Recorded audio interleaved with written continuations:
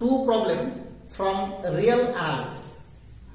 And the first one is, let A, this is box x, 0 less x less 10, and B, this is 2 to the power I, where I belongs to Z.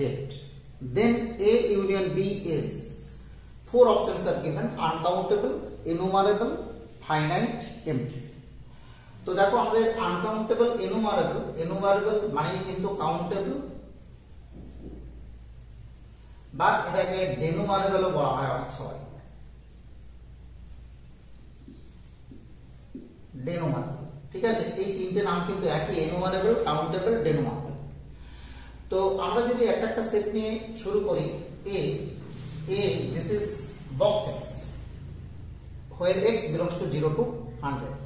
তো বুঝতেই পারা যাচ্ছে যে বক্সের value আমরা জানি 0 থেকে 1 এর ভিতরে 0 হয়, 1 থেকে 2 এর ভিতরে 1 হয়, এইভাবে পরপর যেতে থাকে। তার মানে আমরা কি পাবো, এই যে সেটটা, এই সেটটা 0 1 2 to 99, this is 99 and 1, this is 100 point। ওকে, আচ্ছা এবার দেখো B কে যদি আমরা বলি B I belongs to Z, তো দেখাই যাচ্ছে যে B এর ভিতরে কিন্তু 1 পয়েন্ট আছে, বিকজ কি না I this is equal to 0, এটা হচ্ছে Z এর point, set of integer 2 to the power 0, this means কিন্তু 1।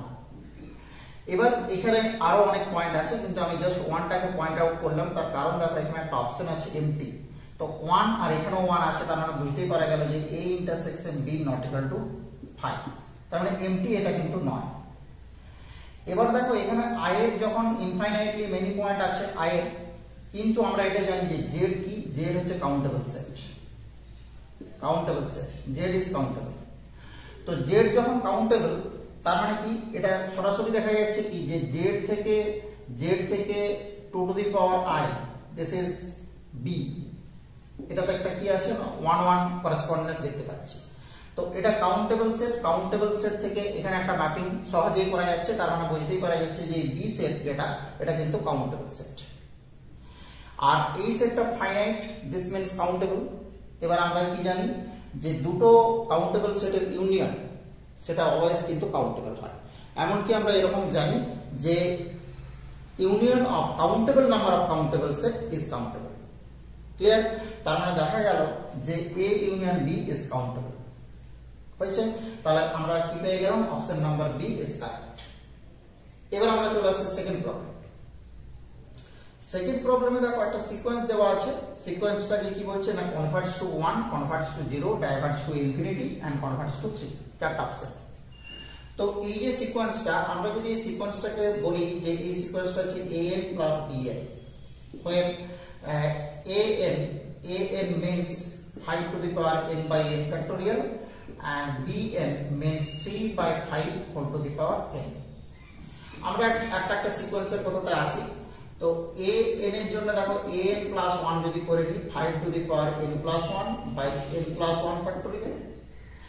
এবার আমরা যদি an plus 1 by an দেখি কত হবে, 5 to the power n plus 1 by n plus 1 factorial into by an, this means n factorial by 5 to the power n। So we get the result 5 by n plus 1।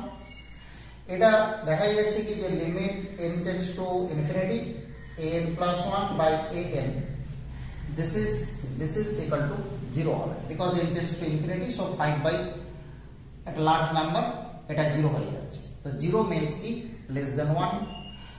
so আমরা দেখো by using D'Alembert principle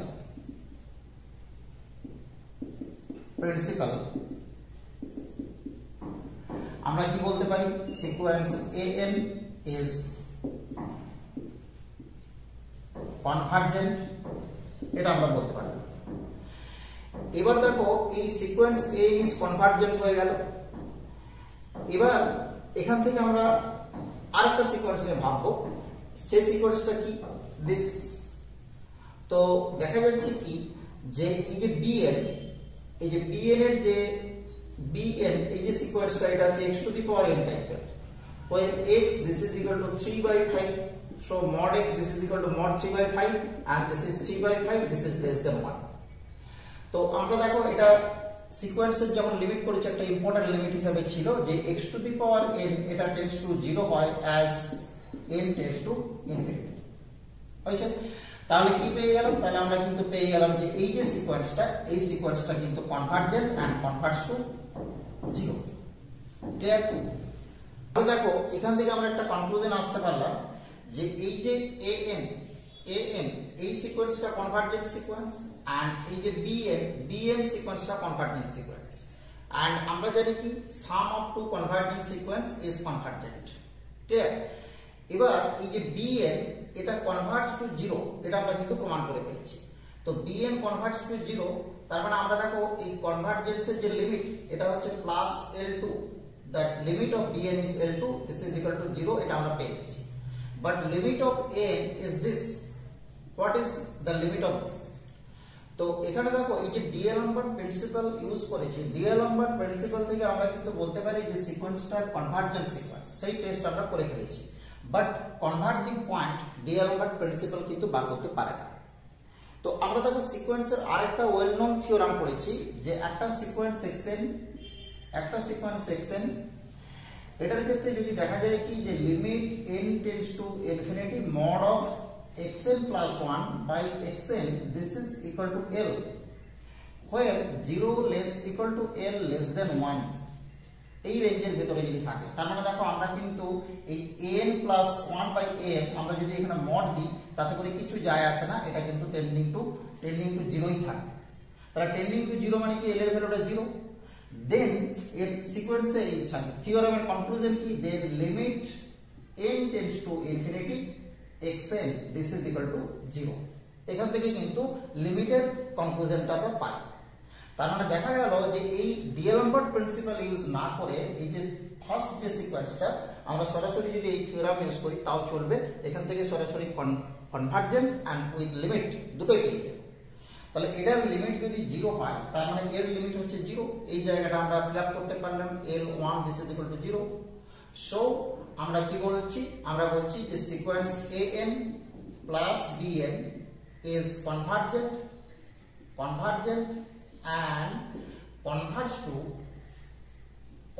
to 0 plus 0 this is 0। Clear? So দেখো আমরা option পেয়ে যাচ্ছি কি যে এটা converge and converge to 0। Clear? আমরা খুব সহজেই একটা interesting problem of sequence solution করতে পারলাম। এটা কিন্তু দুটো পার্ট করে না করলে আমরা কিন্তু সহজে করতে পারবো না, একটা পার্ট করে করলে কোনো টেস্টে আমরা কিন্তু নিয়ে আসতে পারবো না। তাহলে এখান থেকে আমরা ইউজ করে দিলাম যে দুটো কনভার্জেন্ট সিকোয়েন্সের সাম কনভার্জেন্ট, আর এখান থেকে সিকোয়েন্সের এই থিওরাম আমরা ইউজ করলাম।